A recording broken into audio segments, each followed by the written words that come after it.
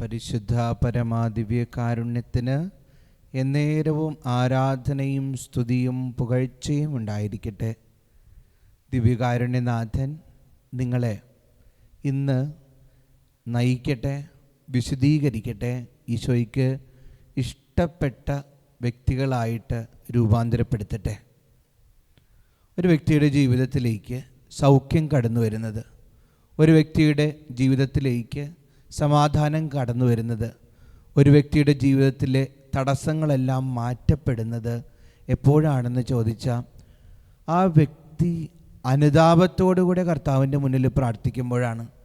എല്ലാ അഴുക്കുകളോടെയും എല്ലാ തിന്മകളോടെയും കൂടെ നമ്മൾ മുട്ടുകൾ മടക്കുമ്പോൾ, കൈകൾ വിരിച്ച് പ്രാർത്ഥിക്കുമ്പോൾ ആ പ്രാർത്ഥനകൾ സ്വർഗത്തിലേക്ക് എത്തപ്പെടുന്നുണ്ടോ എന്നൊന്ന് നമ്മൾ ചിന്തിക്കണം. മറിച്ച് നമ്മൾ അനുതാപത്തോടെ കണ്ണുനീരോടെ കർത്താവിൻ്റെ മുന്നിൽ അണയുമ്പോൾ കർത്താവ്, പാപികളെ തേടി വരുന്ന കർത്താവ്, നഷ്ടപ്പെട്ടു പോയ ഒരാടിനെ തേടി വരുന്ന കർത്താവ് നമ്മുടെ അടുക്കിലേക്ക് വരും, നമ്മുടെ പ്രാർത്ഥന കേൾക്കും, നമുക്ക് മറുപടി നൽകും. ലൂക്കായി എഴുതിയ സുവിശേഷം 7-ാം അധ്യായം 36 മുതൽ 50 വരെയുള്ള വാക്യങ്ങളിൽ പാപിനിയായ സ്ത്രീ കർത്താവ് പരിസേയനായ ശിമയോൻ്റെ ഭവനത്തിൽ ഭക്ഷണത്തിനിരിക്കുമ്പോൾ കർത്താവിൻ്റെ അടുത്ത് വന്ന് ഇരുന്ന് കണ്ണുനീര് കൊണ്ട് പാദങ്ങൾ കഴുകി തലമുടി കൊണ്ട് തുടച്ച് ചുംബിച്ച് സുഗന്ധതൈലം പൂശുന്നുണ്ട്. കർത്താവ് അവസാനം പറയുന്നുണ്ട്, നിൻ്റെ വിശ്വാസം നിന്നെ രക്ഷിക്കട്ടെ എന്ന്. പാപങ്ങൾ കർത്താവ് അവളുടെ ക്ഷമിക്കുകയാണ്.